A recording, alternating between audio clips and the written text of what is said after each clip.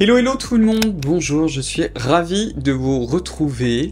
Ça fait très longtemps, on va dire, que je vous ai pas filmé une vidéo comme ça, qui est une vidéo un peu plus personnelle.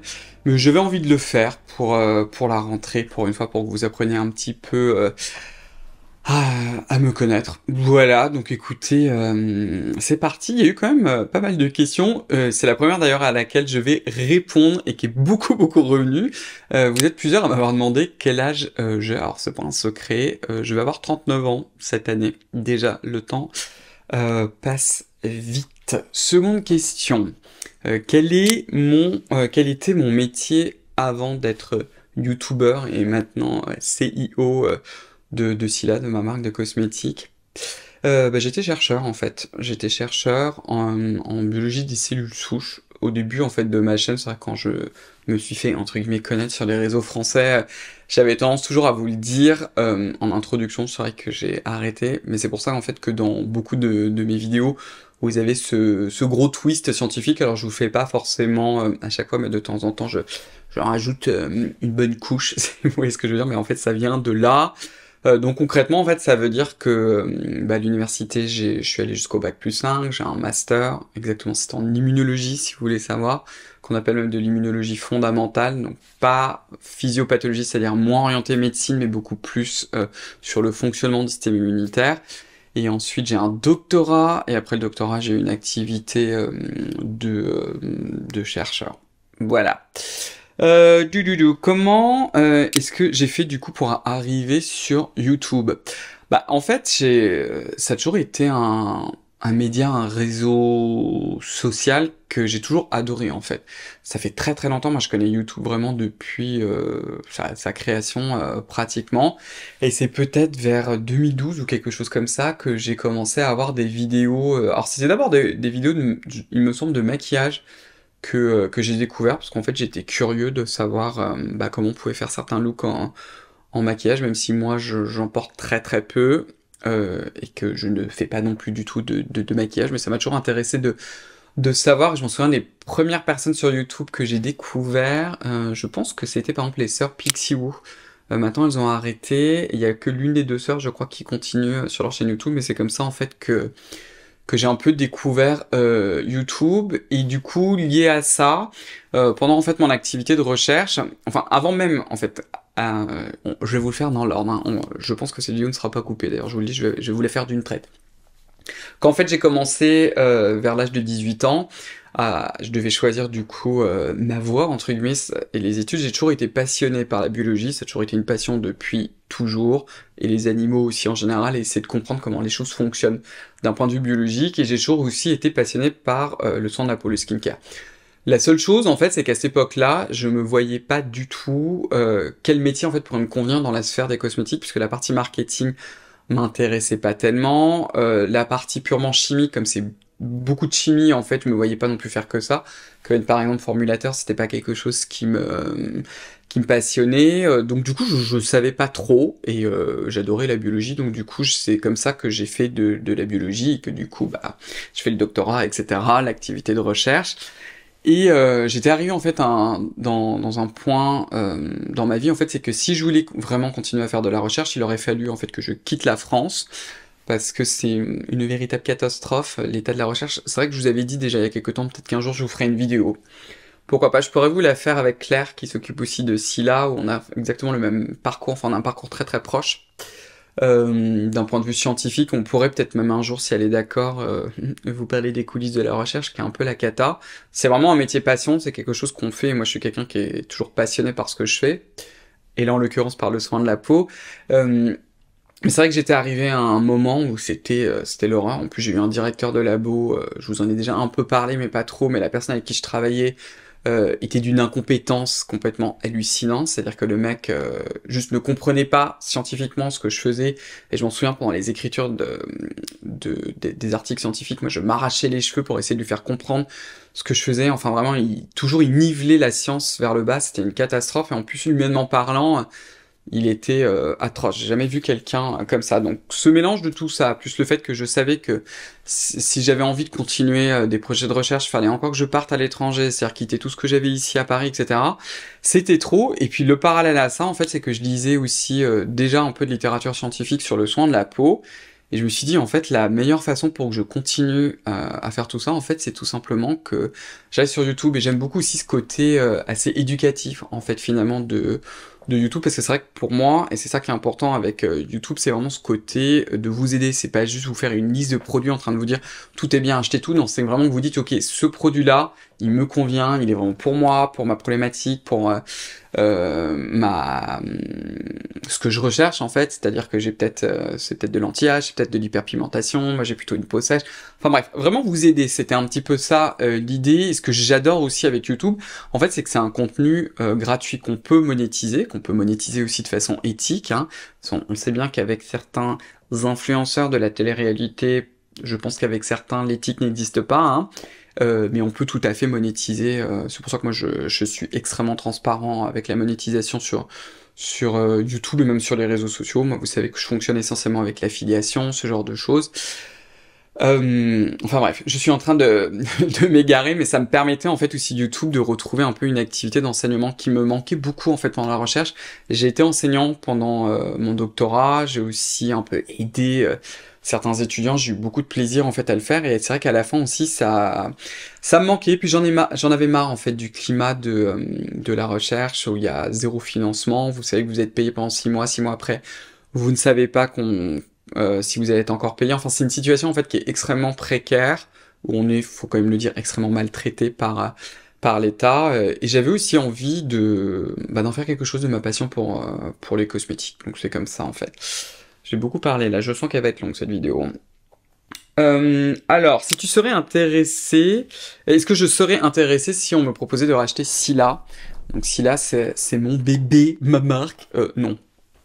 Non mais absolument pas. Non mais vraiment non quoi. Scylla, c'est un rêve d'abord. Tout simplement parce que, vous savez bien, moi j'adore les cosmétiques et je trouve qu'il y a toujours quelque chose qui va pas. Et même quand j'adore un produit, je me dis toujours mais pourquoi il n'y a pas de ça, ou pourquoi il n'y a pas ci? Donc c'est vrai que pour moi, c'était complètement naturel, finalement, de créer mes propres produits, en fait. Hein. Ça vient de là, et c'est vraiment mon bébé, et c'est aussi important dès le départ, et ça c'est un truc que je vous ai dit, c'est pour ça que pour l'instant, il n'y a qu'un seul produit.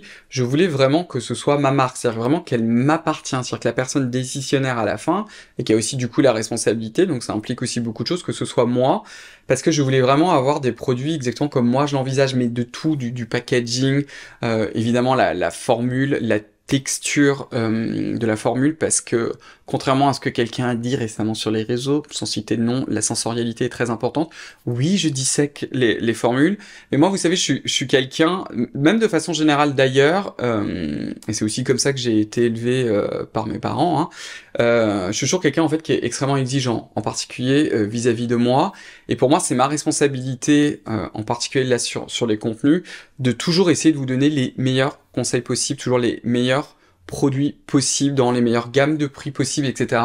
Et c'est pour ça que je suis aussi tatillon, et je vous le dis, je me fais pas moi acheter par les marques, c'est vraiment important, et je peux pas en fait, quand je vais au lit le soir en train de me dire oui en fait j'ai parlé juste de ce produit-là parce que je pouvais avoir un gros chèque à la fin ou me faire de l'argent, alors que j'y crois pas. Pour moi c'est un truc qui est complètement impossible éthiquement parlant. Moi je pourrais pas me regarder dans un miroir en faisant ça.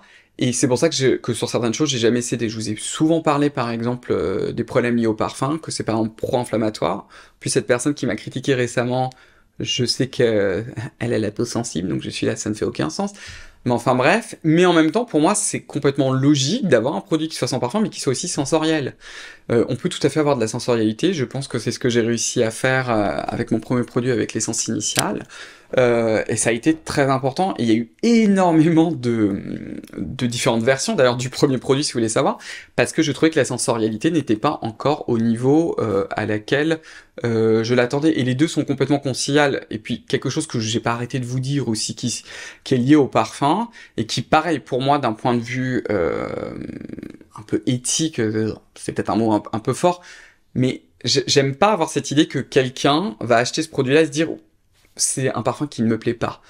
Je vous ai fait toute une vidéo d'ailleurs sur les parfums avec Johan, qui est l'un d'entre vous, un de mes abonnés, qui est absolument passionnant, donc allez la voir, si j'y pense, je vais vous laisser le lien, qui justement, lui, il travaille dans les parfums, des critiques de parfums, et c'est quelque chose qui pour moi est tellement personnel, et je veux pas non plus que le produit cosmétique interagisse avec le parfum que vous souhaitez porter, enfin bref, il y a toute une dimension derrière les parfums, où parfois certains parfums, et je sais que vous êtes nombreuses et nombreux à me l'avoir dit, en train de me dire, voilà, parfois ce parfum, bah c'est même pas que je l'aime pas, c'est juste que je veux pas le porter tous les jours, ou c'est trop fort, ou ça va pas avec ci, avec ça, enfin, il y a plein de raisons, et moi, c'était important pour moi, dans les produits que je vous propose, et aussi pour ma propre marque, d'être un maximum inclusif. C'est-à-dire de me dire que si quelqu'un n'aime pas ce parfum-là, bah, qui du coup se dise, bah moi je peux pas acheter ce produit-là parce que j'aime juste pas ce parfum.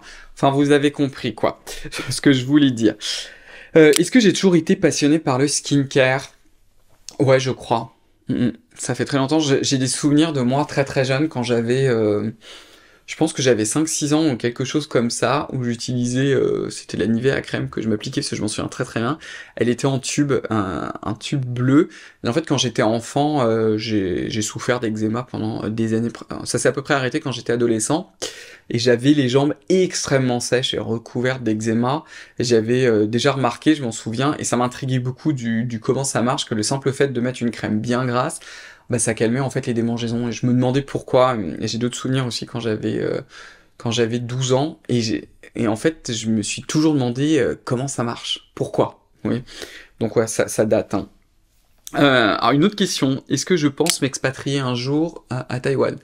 M'expatrier, c'est-à-dire vivre à 100% à Taïwan, je pense pas. Mais peut-être vivre à moitié en France et à moitié à Taïwan, probablement. Et vous verrez que vous avez d'autres questions après dessus. Oh, c'est trop chou. Juste pour me dire merci pour mon contenu qui est très intéressant et compréhensible. Merci beaucoup, c'est adorable. Je vous ai dit, j'ai pas du tout classé les questions. J'ai juste pris des copies d'écran de vos questions et j'y réponds un peu au fil de l'eau. Alors encore une question du coup sur Taïwan. Pourquoi est-ce que j'aime autant Taïwan et comment est-ce que j'ai découvert ce pays? Écoutez, moi je suis un amoureux de l'Asie depuis pratiquement un bon bout de temps là maintenant, hein. Mon premier grand voyage seul sans mes parents, c'était en Asie, c'était au Japon, et je crois que je devais avoir 21 ans, il me semble. J'étais parti avec une amie à moi et mon frère en fait. On était partis et j'étais très attiré en fait par ce pays-là, même si j'y connaissais pratiquement rien. Et je m'en souviens bien parce qu'à cette époque-là, non seulement j'avais envie de vraiment partir dans un endroit que je connaissais pas du tout, mais j'avais pas non plus envie de beaucoup lire dessus pour essayer de vraiment découvrir ça à 100%. Et le moment, je m'en souviens très bien, où j'ai atterri à Tokyo, que j'ai pris le bus limousine, je m'en souviens bien, pour arriver à Tokyo, parce que j'étais resté à Tokyo pendant 3 semaines. J'aurais bien voulu voyager ailleurs, mais au niveau des sous-sous, c'était pas trop ça. Donc du coup, je suis resté 3 semaines à Tokyo, et je me souviens, j'étais dans le bus, du coup autour de moi fatalement il y avait que des Asiatiques. Pour moi c'était la première fois aussi que je me retrouvais dans un pays où j'étais, c'est-à-dire que les blancs étaient minoritaires. Ça je m'en souviens bien, et j'ai trouvé ça absolument génial comme sensation en fait. Déjà vous voyez, de commencer à me dire, bah voilà, en fait le monde que moi je connais, c'est une fraction infinitésimale finalement de l'humanité. Puis j'ai commencé à voir les rizières le long du bus. Donc ce que je veux vous dire en fait, c'est que même le paysage c'était très différent de tout ce que moi j'avais connu, parce que je suis né en France en fait, fatalement, hein. Donc du coup très très différent. Et là quand je me suis retrouvé vraiment à Tokyo, c'était où? La station à Shinjuku, si je m'en souviens bien. Et je me suis retrouvé comme ça avec, en étant pratiquement le seul blanc, tous ces japonais autour de moi, tout était différent, la langue était différente, les magasins, le comportement des gens. J'ai trouvé ça absolument génial, et j'ai adoré ce voyage. J'en ai toujours un souvenir, ça commence à dater maintenant, hein, mais j'en ai un souvenir assez incroyable en fait de ce voyage-là. Et de là, en fait, je suis allé pas mal de fois en fait au Japon. J'ai dû y aller au moins 8 fois hein, depuis. J'ai aussi découvert la Corée du Sud grâce à un ami. Et cet ami-là, d'ailleurs, un jour, parce que je suis aussi allé 8 fois en Corée du Sud, et ça manque beaucoup. Pareil, je suis un amoureux de la Corée du Sud. C'est aussi très différent du Japon. Et cet ami-là, un jour, m'avait dit, j'organisais un grand voyage. C'était la première fois aussi que mes parents partaient en Corée du Sud, où je les ai amenés avec moi. Et puis pendant ce voyage-là, je crois de 3 semaines, je sais plus exactement, Mon ami m'a dit, il faut absolument que tu ailles à Taipei, en fait, à Taïwan, que c'est un endroit génial, je pense que tu vas adorer. Et sur le moment, en fait, sur les 3 semaines, on s'est dit non, finalement, pour mes parents, on va plutôt se concentrer sur la Corée du Sud, en fait. Et donc, au final, c'était un acte manqué. Mais bon, je crois 2 ans après ou quelque chose comme ça, je suis allé à Taïwan et je suis tombé complètement amoureux, en fait, de ce pays, de tout, en fait. J'aime tout à Taïwan, c'est pas compliqué. Alors, je vois bien aussi les défauts des Taïwanais, hein, et du pays, parce que comme partout, en fait, il n'y a pas un pays parfait avec un système parfait. Mais je trouve que les voyages, en particulier, si ça vous dit de voyager dans un endroit où culturellement c'est complètement différent, parce que les bases même culturelles en Asie n'ont rien à voir. Nous, par exemple, en France et même en Europe, et dans beaucoup d'autres pays comme les États-Unis, on a été baigné en fait par exemple la chrétienté et aussi par par exemple tout le système démocratique en France, etc. Ça vient de la Grèce antique, etc. Donc ce que je veux dire, c'est que les racines en fait de nos civilisations sont déjà de base complètement différentes à ce que vous allez voir en Asie. Et ça, je trouve ça assez fascinant, en fait, parce que l'air de rien, on est façonné par notre culture, par là où on est né, par toute l'histoire aussi d'un pays, du lieu géographique, etc. Il y a plein de choses, en fait, qui nous influencent. Et en fait, vous vous rendez compte qu'en voyageant dans des pays où, justement, culturellement, tout ça était très différent, eh bien, ça vous remet l'air de rien en cause sur plein de choses, vous remettez, en fait, en question sur plein d'autres choses. Vous pouvez aussi voir la vie de façon complètement différentes. Il y a plein de choses, vous voyez, de différentes. Alors parfois c'est des petites choses minuscules, comme c'est des choses aussi beaucoup plus complexes. Mais par exemple en Asie, ce que vous retrouvez souvent aussi, c'est le respect des aînés. Je trouve ça assez dramatique. Alors c'est surtout en France métropolitaine, hein, parce que j'aime pas tellement généraliser. Je sais bien que tout le monde n'est pas comme ça. Mais alors vraiment, on a l'impression que quand les gens arrivent à un certain âge, ils sont complètement mis au placard. Alors quand vous êtes à la retraite, là, on a l'impression que vous servez plus à rien. Enfin bref, je trouve ça assez terrible en fait, ce côté-là. Encore plus quand vous êtes une femme. Je sais bien que la majorité d'entre vous, vous êtes des femmes, et je trouve ça vraiment atroce. À quel point il y a cette espèce de jeunisme en fait toxique, quoi. Littéralement. Qu'il y a beaucoup moins en fait en Asie. Il y a un grand respect avec les aînés. Enfin bon, je pourrais vous en parler pendant des heures. Mais il y a vraiment beaucoup de choses que j'aime et que j'adore à Taïwan. Il y a aussi la nourriture, les gens, la façon en fait dont ils se comportent. Moi, j'adore aller au marché de nuit. Si vous me suivez sur Instagram, vous savez de quoi je parle, mais juste me poser, regarder comment les gens vivent, comment ils sont, la nature. Donc il y a beaucoup de choses en fait qui me plaisent énormément. Toujours une question sur là où je vis, donc je suis parisien. Coucou, est-ce que j'ai déjà eu l'envie de quitter Paris et son agitation perpétuelle? Non, jamais, sauf par exemple pour Taïwan, mais même à Taïwan, en fait, ce que j'aime, moi, c'est l'agitation. C'est vrai que j'aurais eu beaucoup de mal, en fait, à me retrouver dans un endroit qui soit très calme. J'adore, à des moments complètement déconnectés, aller en montagne, par exemple, là, il y a 2 ans ou 3 ans, j'ai complètement oublié, il y a 2, 3 ans, je suis parti en vacances en Auvergne. Si vous y êtes jamais allé, allez-y, si vous aimez la montagne, c'est sublime, j'adore cette région, c'est tellement beau, les gens sont aussi adorables. Mais c'est vrai que pour mon quotidien, j'adore en fait les grandes villes quand ça bouge, les capitales, etc. J'ai un peu besoin de ressentir un peu ce stress. Et après, bon, j'ai de la chance hein, pour ça. Je suis pas forcément obligé de prendre par exemple les transports en commun en permanence. Je peux marcher. Je rentre très souvent en fait à pied chez moi. C'est à peu près, je suis à peu près à 40 minutes de mon bureau, donc c'est assez. Donc j'avoue que j'ai un peu comment dire, les certains avantages.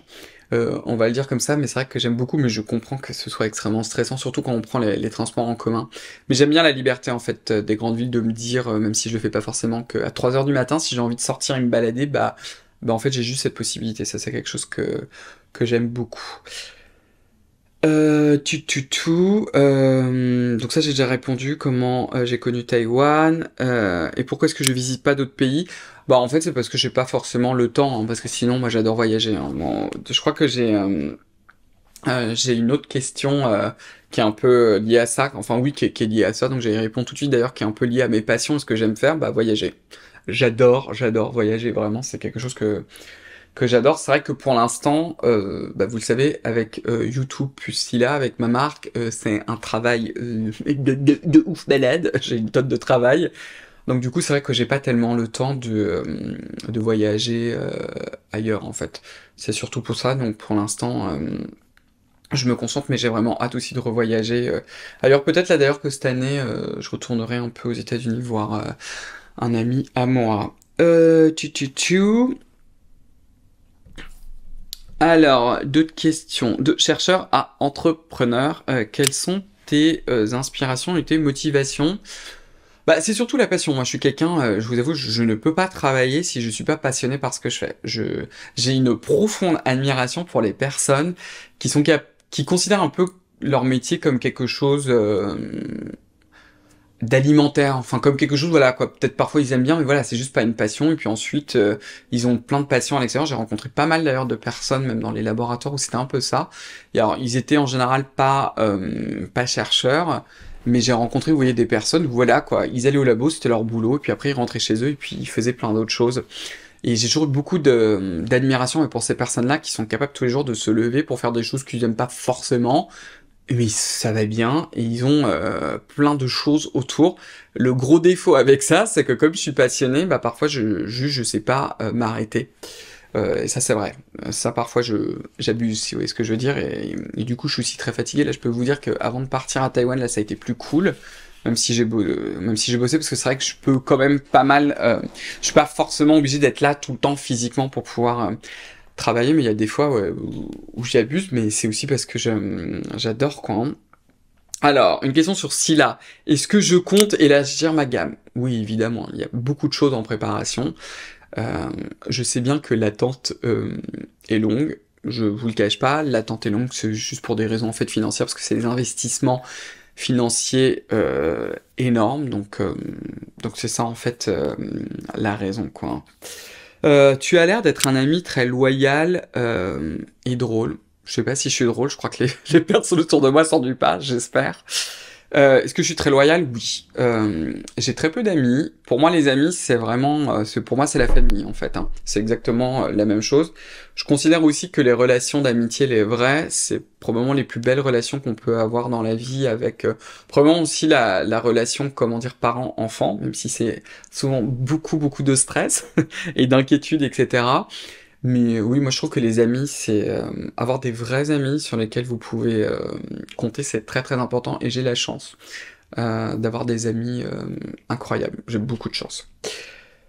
Est-ce que je suis marié? Non, je ne suis pas marié. Quel est mon signe astrologique? Je suis Taureau. Souhaites-tu quitter Paris pour vivre à l'étranger? Bah, je vous l'ai dit. Ouais, je pense qu'un jour j'aimerais bien vivre entre Taïwan et la France. Ça, j'aimerais vraiment beaucoup. Quel est mon plat préféré? Est-ce que j'ai vraiment un plat préféré? Genre vraiment the plat préféré? Je crois pas. J'adore la nourriture taïwanaise. Oui, je vous parle encore de Taïwan. J'adore aussi la nourriture coréenne. J'adore la nourriture japonaise. J'adore la nourriture thaïlandaise. Bon, vous avez compris, j'adore la nourriture asiatique de façon générale. Dans ma vie de tous les jours, en fait, je mange essentiellement en fait asiatique, pratiquement à 90% du temps. C'est vraiment ce que je préfère en fait. Donc ouais, je devais être asiatique dans ma vie antérieure, je pense. Hein. C'est Audrey Flo qui me demande quand est-ce que j'ai commencé à m'intéresser aux cosmétiques. Vraiment intéressé, je vous l'ai dit, j'ai commencé vraiment à découvrir et à m'intriguer quand j'avais 6 ans. Après, j'ai vraiment eu un déclic vers 11-12 ans. Parce qu'en fait, j'étais allé chez la dermatologue. C'est la même dermatologue d'ailleurs que je vois toujours.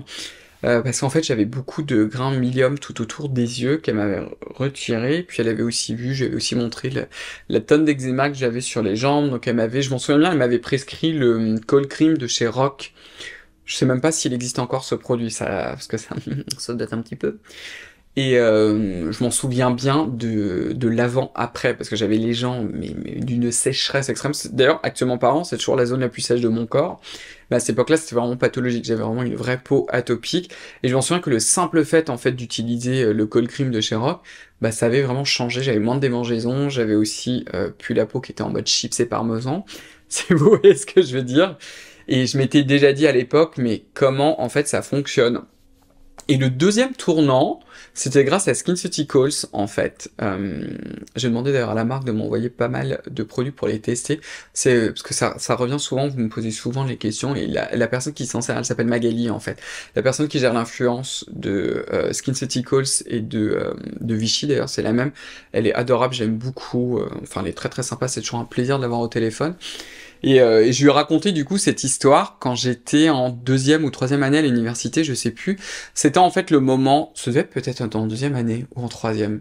Non, peut-être troisième année à l'université. En fait, c'est le moment où on commence à nous parler en fait des articles de recherche. En fait, en biologie et de façon générale en sciences, hein, je pense qu'on peut le généraliser. Tout ce qu'on sait sur quelque chose qui fonctionne comme ci et comme ça, en fait, ça vient d'articles de recherche avec certains types d'expériences, certaines d'ailleurs sont très très connues, qui ont permis en fait de comprendre un certain mécanisme, et il faut souvent lire plusieurs articles scientifiques, même énormément d'articles scientifiques, pour arriver à un consensus, pour comprendre comment certaines choses fonctionnent, et blablabla, enfin bref. C'est un peu comme ça que ça fonctionne. Et sur le site de SkinCeuticals, donc à l'époque, je pense que la marque n'avait pas été encore achetée par L'Oréal, enfin c'est même sûr d'ailleurs, et ils avaient un de leurs produits cultes qui est le CE férulique. Et ce CE férulique, quand on allait sur le site américain, c'est peut-être toujours le cas, il y avait en fait les liens vers l'article scientifique du docteur Pinel en fait.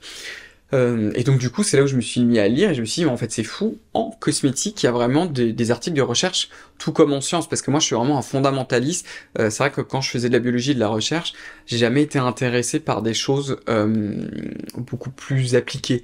Par exemple, est-ce que tel médicament va aider à traiter telle maladie? Ça a été quelque chose qui m'a jamais intéressé. Moi, j'étais vraiment comment en gros ça fonctionne, quoi. Bon, ça a toujours été comme ça. Et c'est là où je l'ai découvert et c'est là où j'ai commencé en fait à le lire. En fait, ça vient de là, quoi. Voilà, je crois que je parle beaucoup trop, comme d'habitude, mais vous êtes certains d'entre vous, vous m'avez dit que vous aimez. Est-ce que... ah oui, quel est mon prénom entre Cyril ou Laurent? En fait, les deux, ce sont mes prénoms. Mon premier prénom, c'est Cyril, et Laurent, c'est mon second prénom. Et j'avais envie, en fait, quand j'ai créé ma chaîne, je voulais pas utiliser mon nom de famille. La raison, en fait, c'est parce que il y a toujours d'ailleurs dans mon ancien laboratoire des gens qui y travaillent. Et donc voilà, c'était aussi, c'était pour ça, c'était pour garder une forme d'anonymat, aussi pour protéger mes anciens collègues, si on sait jamais, si jamais il y a quelqu'un de pas très bienveillant, quoi. C'était un peu ça, l'idée, quoi. Hello, quelle est ma routine sportive? Je fais du yoga, et j'ai hâte d'ailleurs de reprendre aussi, parce qu'à un moment je prenais aussi des cours particuliers de yoga. Là j'ai un peu arrêté, mais je continue toujours à en faire. Je le fais avec Breathe and Flow. Si j'y pense, je vais vous laisser aussi le lien de leur chaîne YouTube, j'adore ça. Et je fais aussi beaucoup de hit cardio. Je vais aussi vous laisser la chaîne en particulier avec Tiff and Dan, la chaîne s'appelle. Et là j'en ai découvert un récent qui s'appelle Daniel FT Fitness, quelque chose comme ça. J'espère que c'est le bon, mais je suis abonné sur ma chaîne personnelle, vous allez pas le retrouver sur ma chaîne YouTube. Et je vais vous laisser aussi le lien si jamais j'y pense, mais j'adore faire ça. Et c'est assez important pour moi aussi de faire du sport parce que je bosse quand même énormément, donc ça me permet aussi de relâcher un peu la pression, quoi. Une question, et quand est-ce que j'aurai une promo sur le casque Nuance? Je sais pas. Donc c'est le casque qui fait pousser les cheveux.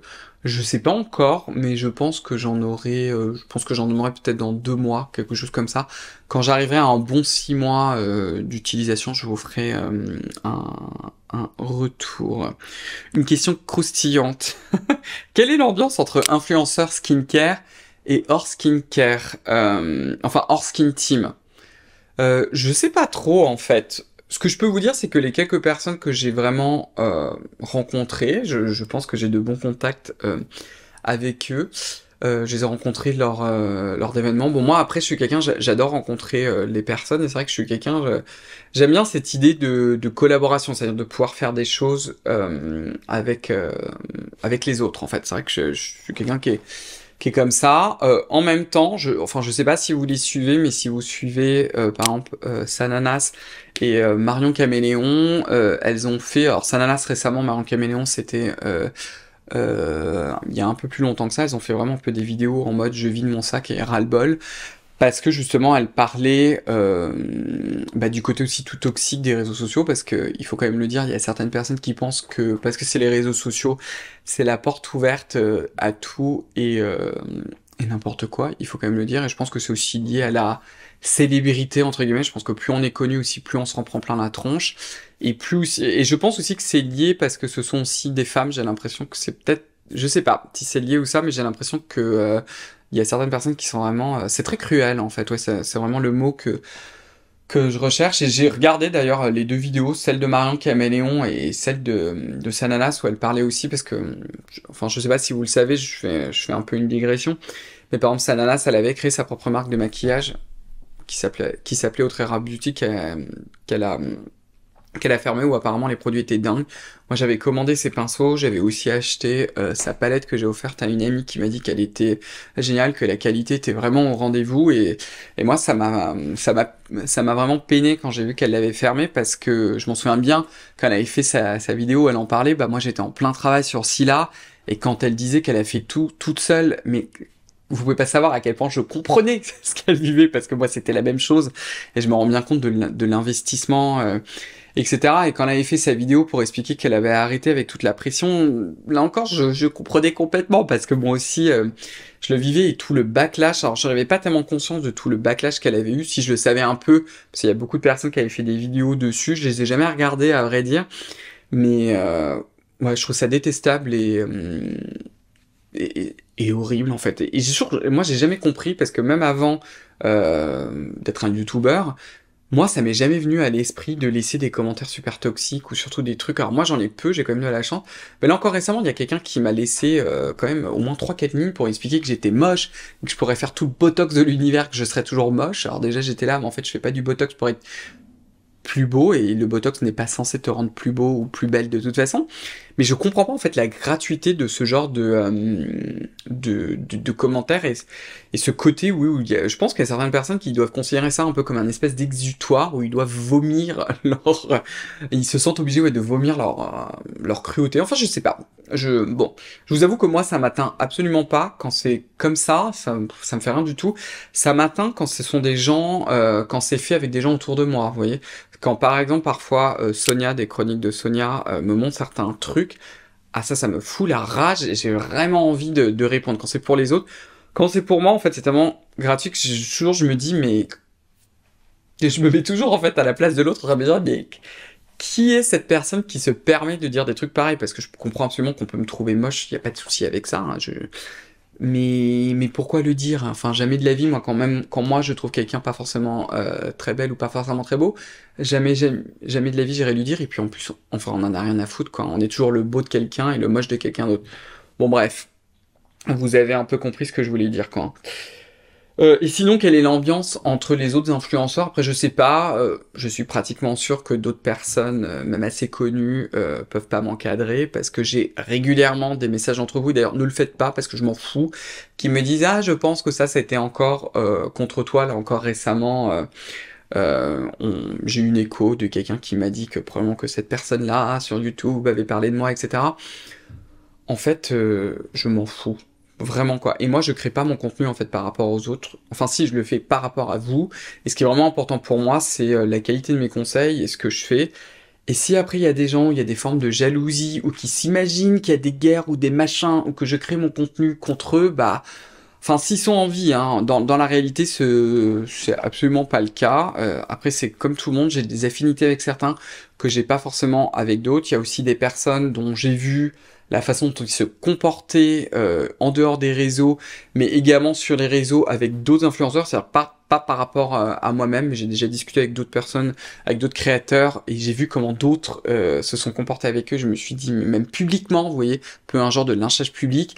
Ça, c'est le genre de choses qui, moi, ne passent absolument pas, surtout quand c'est gratuit et juste pour faire du buzz. Donc ça, c'est évident que c'est le genre de personne, moi, je vais juste pas interagir avec, en fait, et c'est tout, quoi. Mais c'est vrai que j'ai tendance à garder pas mal, en fait, de distance. Et il y a beaucoup de personnes qui m'ont... D'ailleurs, des personnes assez connues, hein, sur les réseaux, qui m'ont énormément déçu, parce que quand je vois ce qu'il y a derrière... Enfin, vous voyez, la façon dont ils sont publiquement et ce qu'il y a le derrière... Voilà, quoi. On partage pas du tout les mêmes éthiques, ça c'est clair, hein. Mais bon, c'est comme ça. Je vous le dis, hein, moi avant de commencer YouTube, je le savais. Je savais qu'il allait un moment avoir du backlash, je savais que j'allais un jour avoir des commentaires détestables sur mes manières, sur ma façon d'être, etc. C'est quelque chose que je savais, et que je me doutais bien aussi que dans ce milieu-là, où il y a des égos, etc., qui vont se frotter, qu'à des moments ça allait pas passer. Bah, voilà, quoi, ça fait partie du métier, mais moi ça me... Les attaques personnelles sur moi, ça m'influence absolument pas, en fait. Est-ce que je serais tenté avec un meet-up avec mes abonnés? Ouais, j'en ai déjà fait et je vais vous en refaire un autre. Je pense que ce sera avec Dermina le prochain. Enfin, c'est même pas, je pense, c'est sûr. Et j'ai vraiment hâte avec celui-ci parce que j'espère que ça va fonctionner, mais vous allez pouvoir aller dans les labos de Dermina. Donc j'ai vraiment hâte et je pense que je vous ferai aussi peut-être un meet-up aussi avec Scylla qu'on pourra organiser. Mais oui, ça, j'ai vraiment hâte. Et j'adore vous rencontrer si vous me croisez aussi dans la rue, parce que j'ai quelqu'un là qui m'a envoyé un message en train de me dire ah je t'ai croisé dans la rue mais j'ai pas osé. Venez me voir, j'ai toujours beaucoup de plaisir à vous rencontrer, donc avec plaisir. Voilà, encore une question sur Taïwan, mais j'y ai déjà répondu. Quoi d'autre encore? Quelle taille je fais? On m'a posé la question en anglais. How tall are you? Je fais 1m84. Donc je suis assez grand. Souvent ce que vous me dites quand vous me rencontrez pour la première fois, vous me dites ah Cyril t'es grand. Quel fond de teint pour une peau acnéique et grasse? Alors vous savez, moi au niveau maquillage, voilà, c'est pas forcément ma spécialité. Je vous invite plus à les suivre là pour le coup, Sananas ou Marion Caméléon, parce que moi je les suis. Ou comment elle s'appelle? Alexandra Hanel, je crois qu'elle s'appelle. Elle est absolument géniale cette femme, j'adore. Ou Lisa Eldridge. Moi j'adore le fond de teint de Lisa Eldridge. Il est pas très couvrant par contre, donc mettez peut-être un fond de teint plus couvrant si vous voulez couvrir les boutons, mais voilà quoi. Est-ce que je parle d'autres langues? Je parle l'anglais. Je crois que je le parle plutôt bien, même si je fais pas mal de fautes. Mais en tout cas, je le comprends. Je pense que je peux dire que je le comprends pratiquement couramment. Et j'aime regarder beaucoup de vidéos d'ailleurs en anglais. Et j'écoute aussi beaucoup de livres en fait en anglais. Sur le Japon, pourquoi est-ce que j'aime ce pays? Bah, je crois que j'ai déjà un peu répondu. Mais il y a beaucoup de choses que j'aime. Mais alors, autant pour le coup, vous voyez par exemple, le Japon, la Corée du Sud, j'adore y aller. J'adore vraiment y voyager. J'espère même qu'un jour je pourrais carrément y rester genre un mois au Japon, un mois en Corée du Sud. Et vous voyez, Taïwan, c'est encore le next level parce que non seulement j'adore y voyager, mais j'ai vraiment envie d'y passer une partie de ma vie, quoi. Carrément, quoi. Mes projets futurs, là, j'en ai plein. C'est vrai que moi, je suis quelqu'un qui me projette beaucoup dans l'avenir. Enfin, je trouve que c'est très important de vivre l'instant présent et aussi me projeter. Donc, j'en ai plein, par exemple pour Scylla. J'ai plein d'idées au niveau pro et aussi dans ma vie perso. Et c'est vrai que je suis quelqu'un, j'essaie toujours de mener à bien, vous voyez, mes futurs projets, mais je mets pas de, comment dire, je sais très bien que certains projets, je vais pas forcément en fait les réaliser. C'est ça que je veux dire. Il y en a certains, parfois c'est comme ça, vous voyez, par exemple dans la recherche, j'avais plein de projets, j'avais comme projet, je m'étais dit ce serait vraiment génial si je pouvais avoir mon propre labo, pouvoir diriger ma propre recherche, et comme vous pouvez le voir, ça s'est jamais passé.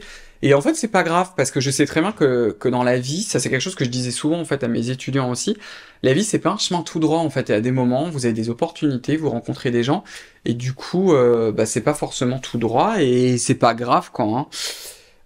Quels sont mes centres d'intérêt autres que le skincare? J'en ai beaucoup, voyager tout simplement. Mes chiens, j'adore mes chiens. C'est pas vraiment un centre d'intérêt, mais mes amis. Passer du temps en fait avec mes amis et les gens qu'on aime, je trouve ça très très important. Il faut pas oublier ça. Le voyage, je vous l'ai dit, m'évader dans un livre, j'adore faire ça. Chiller à la maison, je crois que j'ai une question un peu après sur les voyages. Je sais plus, on a coupé, je sais plus où j'en suis, les enfants. Mais je crois que c'était lié à mes différents hobbies. Oui, on m'avait demandé si j'aimais bien aller au cinéma. J'y vais presque jamais, en fait, au cinéma. Et c'est vrai que maintenant, bon, c'est peut-être parce que je travaille beaucoup trop. Mais du coup, j'aime bien, en fait, être juste tranquille à la maison et regarder un film ou une série. Je regarde beaucoup aussi de séries asiatiques, dont les séries coréennes que je trouve absolument géniales. Écoutez, je crois qu'on a fait à peu près le tour. J'ai l'impression que cette vidéo est super longue, peut-être qu'elle l'est pas, je sais pas. Donc écoutez, oui, voilà pour aujourd'hui. J'espère que cette vidéo vous a plu. Moi, en tout cas, j'ai comme toujours eu beaucoup de plaisir à la faire. Donc voilà, hein, évidemment, les autres vidéos seront surtout orientées sur le soin de la peau, hein. Donc comme toujours, je vous invite à commenter, à vous abonner si vous n'avez pas encore fait, à enclencher la cloche des notifications. Quoi d'autre? À me suivre aussi sur Instagram, parce que j'ai pas le même contenu, ça c'est quelque chose que je vous ai dit. À me rejoindre également sur l'Instagram de ma propre marque, qui est scylla.beauty. Puis écoutez, on va se revoir pour une prochaine vidéo, donc surtout prenez bien soin de vous, et à très vite, au revoir.